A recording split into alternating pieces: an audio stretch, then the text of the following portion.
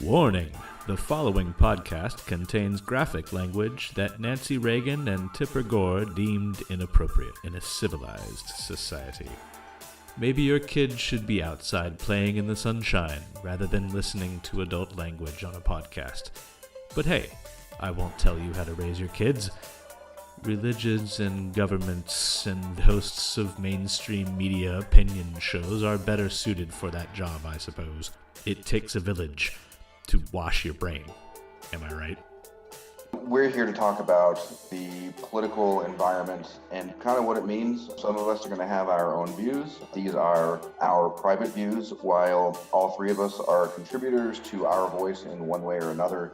Our views don't necessarily represent our voice as a whole, but we also want to make sure that you are aware that we do have a bias. Every person has a bias, and hopefully you'll know that we wear our bias on our sleeves. That way you don't feel like we're trying to deceive you in any way.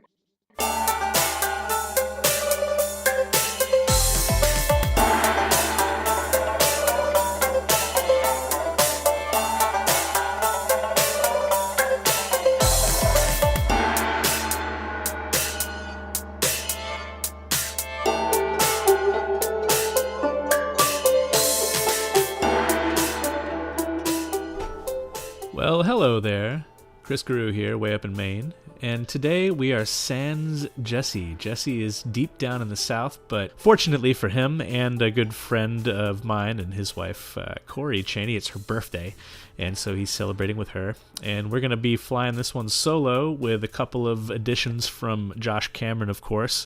So today we're just going to go ahead and open up with Josh, out to save the world again, deciding to use his voice to take action at the Utah Democrat State Convention. He was there listening to people talk about healthcare, whether you're Medicare for all or a single payer. Josh wanted to see if Ben McAdams knew the difference. Ben McAdams has said quite a few things and yet hasn't said a damn thing at all. And, let's just let Josh fill you in on that.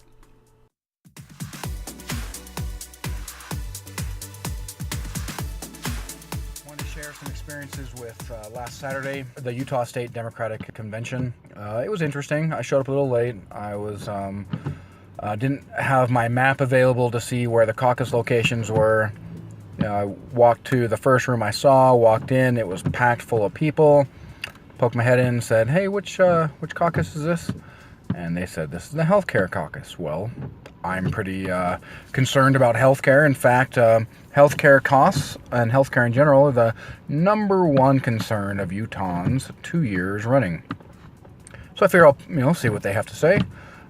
Go in there, and I happened to show up about 10 minutes before Ben McAdams went up and spoke. Maybe not even 10 minutes. Anyway, so who's Ben McAdams? Well, he's our current Salt Lake County mayor.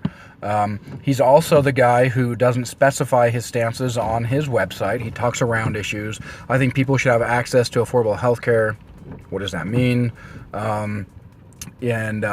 Instead of saying, these are my policies, X, Y, and Z, he talks about a time when he masqueraded as a homeless person to go live in a homeless shelter, and he was there for supposedly 3 days. And then, when he was there, he got all bummed out because of the situation that the homeless people have to go through. There's strife, that's hard, lots of stress. Then he initiated Operation Rio Grande, or helped orchestrate it. And Operation Rio Grande is a situation where they actually downsized the amount of beds available. So they're closing what's called the Road Home, which is in downtown Salt Lake. Why? Oh my gosh, developers want the land. Surprise, surprise. And so they're pushing and displacing the homeless people out so developers can develop at taxpayer expense. So we are subsidizing developers. And they're opening up 4 new locations where the sum total of those 4 locations have less beds than the Road Home. So he talked about how, he felt so bad. He saw these people. There's a guy passed out next to him with a heroin needle in his arm, which is possible. It is a homeless shelter. I suspect that he's being hyperbolic, as well as just since he's masquerading as a homeless person anyway, he's probably making shit up in order to make his story a little bit better. So he uses this, and he talks about how he had a key, and the key was to his office, and how that just made him feel safe, and he knew that nobody there had that key. That was his pitch. That was his pitch to, like, vote for me because of this. Not vote for me because I have this policy. Not vote for me because this is what I'm going to do for you. Vote for me because I have a sad fucking sob story that I used to basically punch down on homeless people so they have even less beds to go to. So being homeless is so bad that I would rather them live on the streets rather than have a homeless shelter to live at, because somehow that's better. And he said a whole lot of nothing. So anyway, so I'm in this healthcare caucus, and then he talks about how people should have a right to, or not, he didn't say right, but people should have access to free healthcare. So now I yell out, so that means you're for single payer. And he just ignored it. He was talking a little bit longer, and then he got to close to the very end. It sounded like it's the very end, and he paused. And as somebody who prides themselves in waiting for a vacuum to open up, I filled it, and I said, so what are you for? Medicare for all or single payer? And if he was for one or the other, then he probably would have looked at me and said, well, I'm for single payer, or hey, I'm for Medicare for all. But instead, what he said was he looked at me and looked really frustrated and said, I think we've had this conversation already. And yet, I don't believe we've had this conversation already. He just used that as a means to dismiss me. The chair of the caucus, shot me down, told me to pipe down, basically, which is totally fine. I totally get, he's trying to run things, trying to keep things on there's a lot of people who want to speak, so there's a tight timeline, and he doesn't want some loudmouth running in his mouth.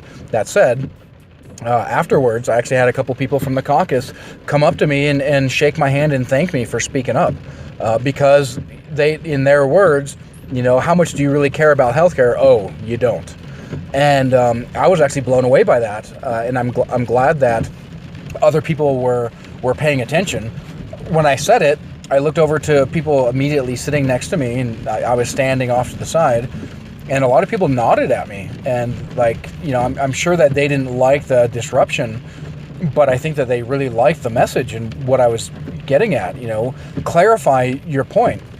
Well, then another gentleman by the name of James Singer, who was a Native American fellow, quite progressive, rather than dismiss what I said, even though I wasn't even, my comments weren't directed at him, he looked at me and said, that was some questioning.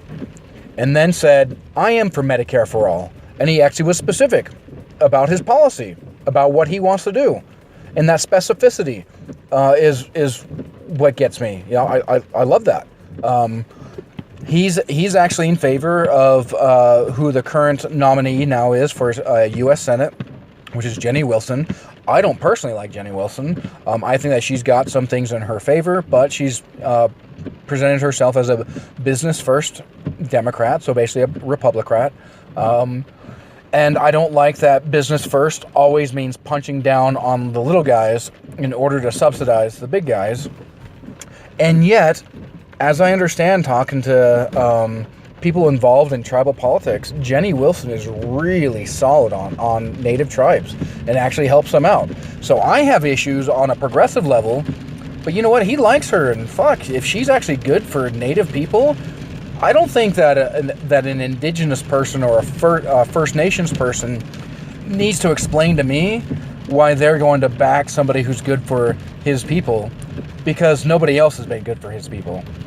And so I don't think I need to really reconcile anything there. I made some people upset when I mentioned that I thought James was as progressive as Mitch. Even though, Mitchell Weiss was running for Senate, James was running for U.S. Congress. And that was my rationale. Not only that, but lived experiences. I have some interesting lived experiences. And my lived experiences, I've been to war. I've kind of had shitty household growing up, got beat, got, yelled at, screamed at. But you know what? I also did some stupid shit. When I was 15, I got arrested. Why? Because I stole beer. And when I was 15, it looked like I was 12. So it was pretty fucking obvious I shouldn't have had beer. But I did these literal beer runs with a friend of mine. I ended up getting arrested, and my mom sends me to counseling.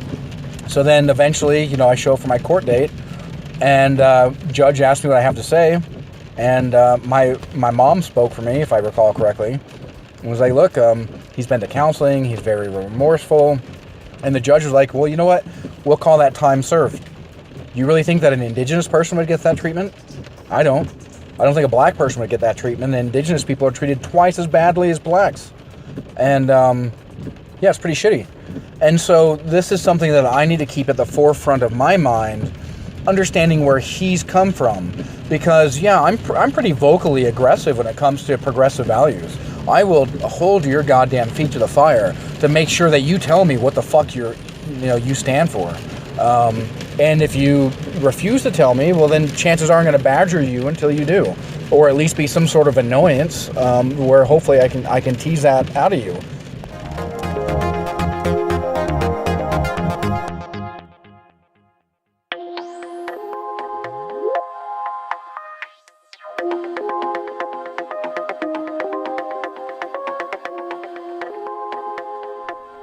More from Josh in just a second, but I have to say, speaking up is always a good thing. Even if it might bring you a little bit of pain in the beginning, it's a ripple effect. You stepped in that pond. People are going to notice after the fact. It's going to change minds. It's going to get people to think differently. So I would follow in Josh's footsteps. Just be peaceful. Now, Corey Henderson, good pal of the show, has something to share with us. Take it away, Corey.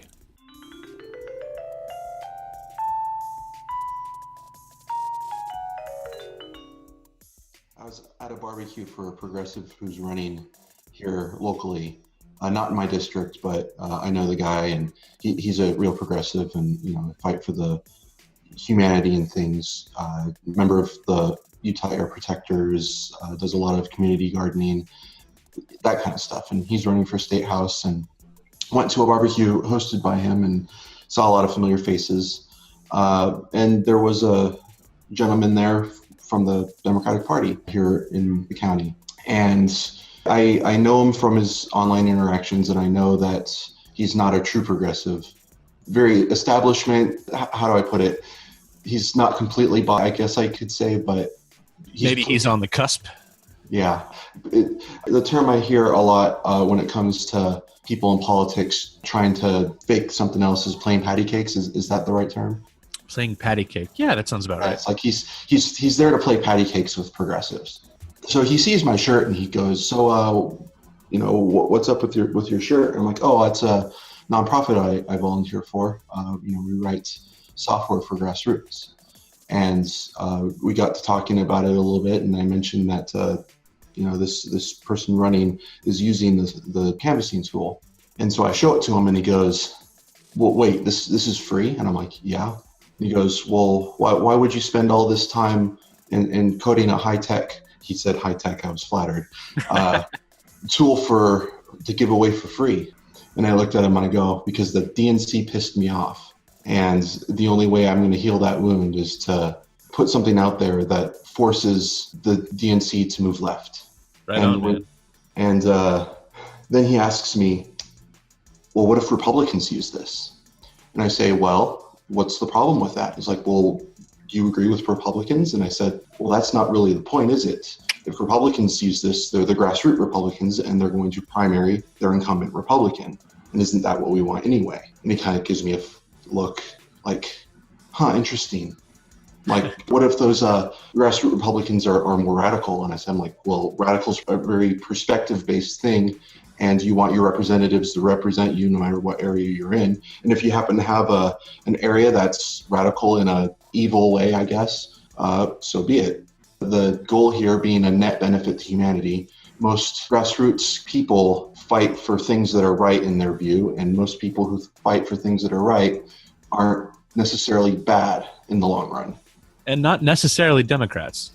Yes, exactly. And blue dog Democrats especially seem to think of, all Republicans as the enemy, when they don't really realize that just because someone is pro-life doesn't make them evil. Right. And in fact, in their mind, they're good by being pro-life. They see, abortion as murder.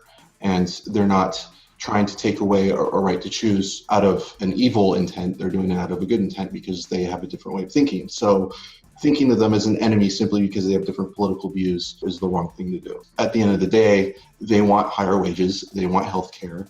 Humans want human things. And the people in power have orchestrated these polarizing issues in such a way to divide us so that we don't get together and talk about the economic issues. Because if they can divide you on abortion and you don't talk to each other and fight for a higher minimum wage, they're going to keep you in poverty. Yep.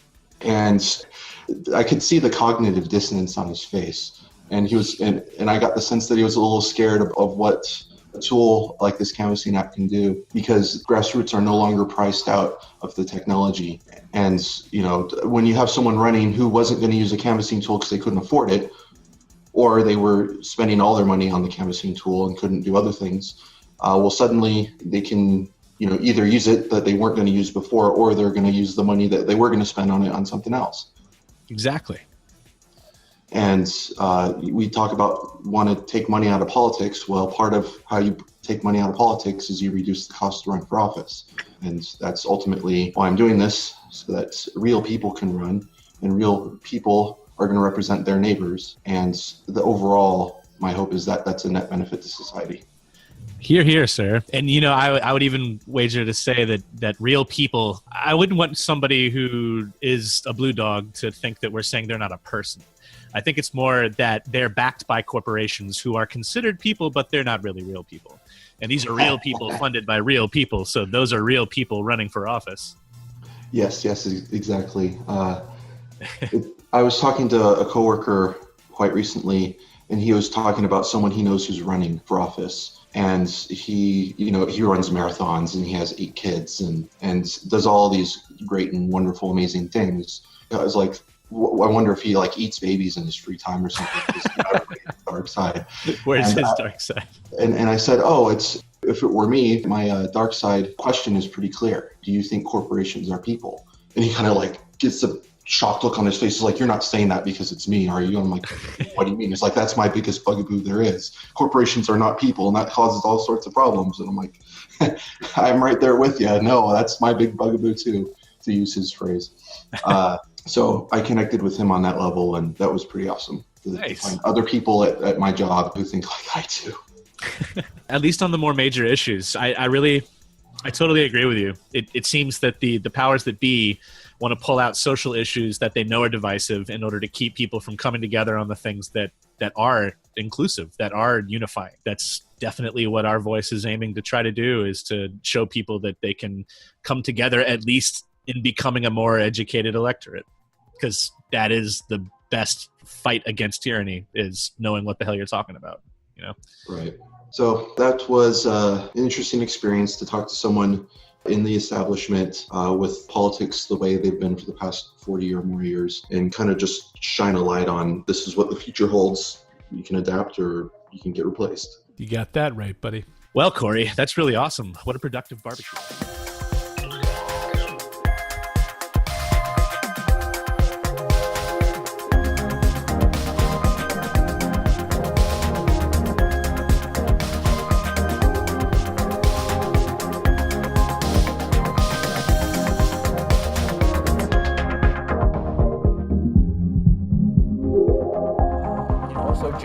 For Jenny Wilson, I'm not, and I don't like somebody who's pro-death penalty.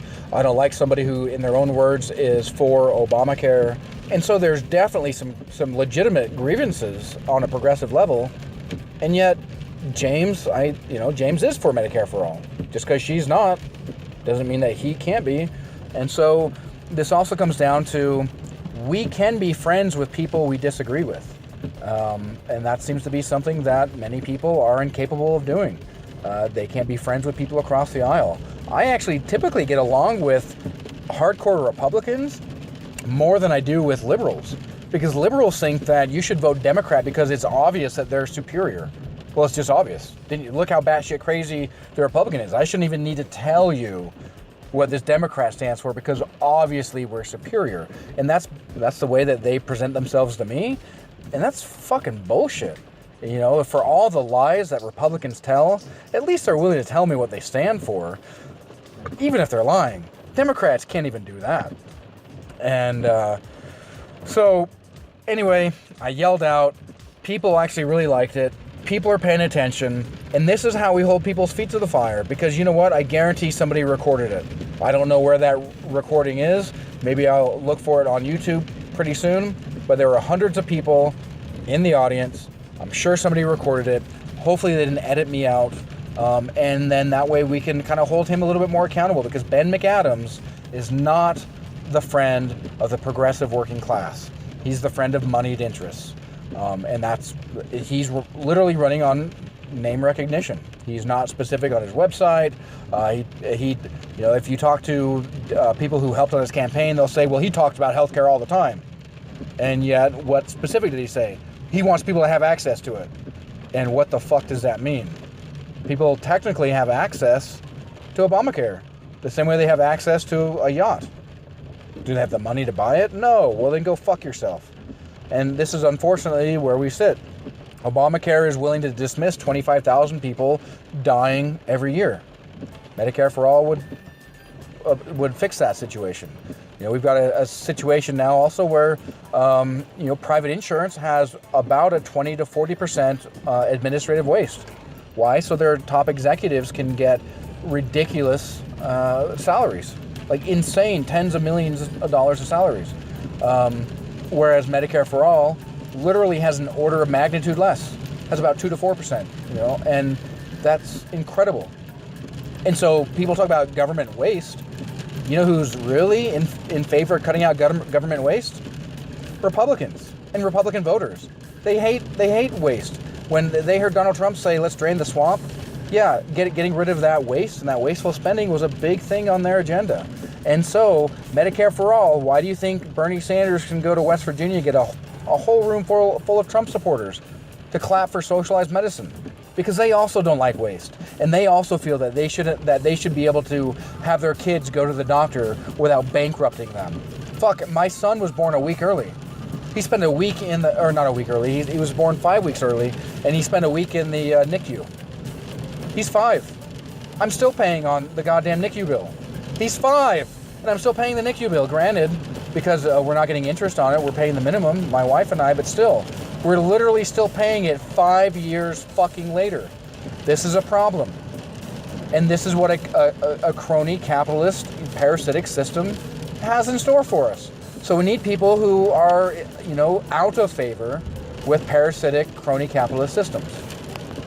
So call out. If you go to your conventions, if you go to where these people speak, call out, be disruptive. But think of it think of it of being productively disruptive. Just because you're disruptive doesn't mean that you're doing a bad thing. Yeah, and sometimes that's the only way that you're going to break through, because these people seal themselves in a hermetically sealed bubble. Why do you think that Hillary Clinton never went to Wisconsin? Skipped the Midwest, some of the most important states. She was in a hermetically sealed bubble that told her if she admitted that she was worried, then that would, like a shark, the Republicans would smell blood, and it would be even worse for her. And yet she lost. Why? Because she's fucking stupid, and she doesn't let outside voices or dissenting voices into her circle. And it's important that you allow dissenting voices into your circle. Even if you think they're stupid, listen to it. And then chew on it, juxtapose it to your core beliefs, your ideas. And if you have the presence of mind and the patience and the ability to do so, approach it Socratically. Use the Socratic method, ask questions. And if it unravels and falls apart through a series of questions, well then chances are it really was a stupid idea. But if we aren't willing to challenge ourselves, we're not going to get better. If we're not willing to challenge, the politicians that are running for office, we're not going to get any better. We're going to get the same old run-of-the-mill bullshit corporate politicians that put businesses first and your family can go eat a dick. And I'm sick of this. And you know what? I think it's time that we stand up for progressive values, and not progressive in the sense of a Democrat, but progressive in the sense that we are progressing the human condition. I want a Green New Deal. Why? Because I'm sick of breathing poison here in Utah. I don't want my son to breathe poison. I don't want anyone to have to breathe poison.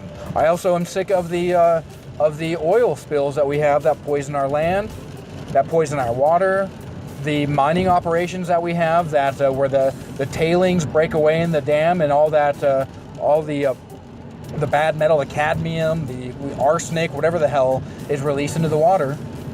And we need to break away from systems of private industry that rely on social welfare to bail them out. And we need to make sure that we are civically minded, socially minded, and if we're going to pay taxes, how do we use those taxes to help people? Okay, well, maybe we can pay an additional $300 in taxes so we can get back $3,000 in where we don't have to pay out of pocket for healthcare benefits or electricity. I mean, there's no reason why we can't have free college. And right after a year after Bernie Sanders was lambasted for being unrealistic, out of touch, for saying that we could have free college that would cost upwards of $70 billion, then the corporate Democrats and the Republicans gave $80 billion to the military-industrial complex because they'd rather bomb somebody than to educate our citizenry. They'd rather bomb another nation than to educate you. Surely a right-winger can see through that, and I think that we're at a point now where they can.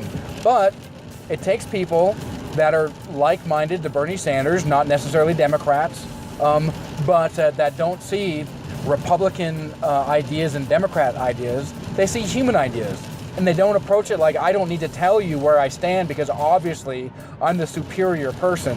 Obviously I'm the superior candidate, and you're just a buffoon if you don't see that. No, Bernie Sanders goes to you. He wants West Virginians to listen to him, so he goes to West Virginia. He wants, cheeseheads, Wisconsinites, to listen to him, he goes to Wisconsin. That's what he does. Politicians need to come to you. And so if you go to listen to them speak, yell out, hold their feet to the fire, make sure they clarify where they actually stand, and don't let them off easy. It's too much is at stake to be nice.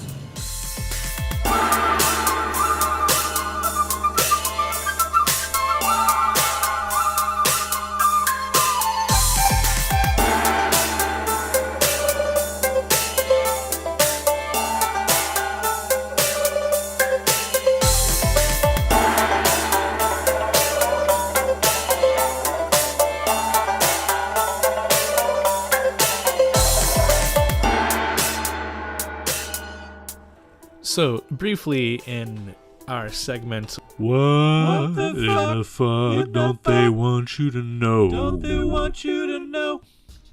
I want to talk about the Yuan. Is that right? No, that's not right. It's also not called the Yuan. That was a dynasty, a Mongolian dynasty, and it's now used in international terminology when talking about Chinese currency. But you can just easily call it the renminbi. Renminbi, that's the currency. So, the Chinese gold-backed renminbi is what Russia and soon Syria want to use to trade their oil, and that is pretty much the biggest reason why we're in there trying to mess around with them. When we went after Iraq, they were switching from the petrodollar to the petro-euro. When we went into Libya, they were attempting to switch to a currency to trade their oil with the dinar. It's a gold currency. They were trying to get a lot of African nations involved in that one too, but we sought to stop that as well, huh? Remember? We came, we saw, he died, cackle, cackle, cackle. Anyway, what the fuck they don't want you to know is that we're not in these wars to try to save people's lives. We're not in these wars to try to bring democracy to a group. Fuck, we're even arming Al-Qaeda right now. So think to yourself, why is it that we would be trying to cause more harm than good in an area that's very rich in minerals, rich in oil, and just plain could get richer than us if they stop using the petro buck to trade all of their resources? That would make the biggest military in the world decide to keep getting bigger and keep throwing rocks.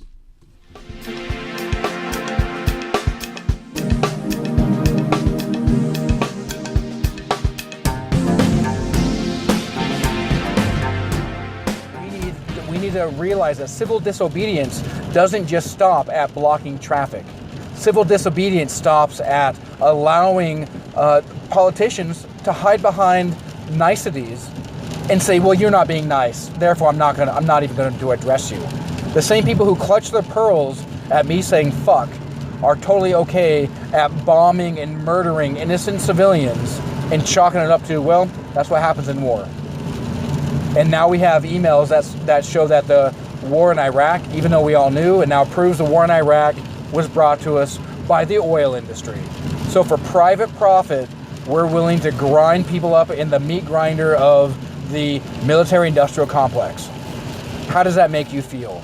And that's what Donald Trump basically has at the forefront of his mind when he says, make America great again. Bitch, we ain't great. We haven't been great. We weren't founded on any sort of greatness. We were founded on the idea that we didn't want to listen to King George. Like, that was about it. Yeah, we want to believe what we want to believe, but we also want people to believe what we believe. And so we brought the same batshit bullshit ideas to a brand new palette, and now we've got a very similar painting. And this is shit that we need to change. Nobody can save us but ourselves. Nobody will save you but yourself, because nobody wants the job. If you want to save yourself and you want to save your kids, you got to step up. Whether that be yelling out at politicians, getting them to clarify their point, running for office. The Our Voice app can help you do that, no matter where you fall on the political spectrum. And it's time to get dirty. It's time to get real. And no longer can we just say, well, that's politics as usual. We need politics as usual to mean that working class people are running for these offices. Anyway, love your faces, and have a beautiful night.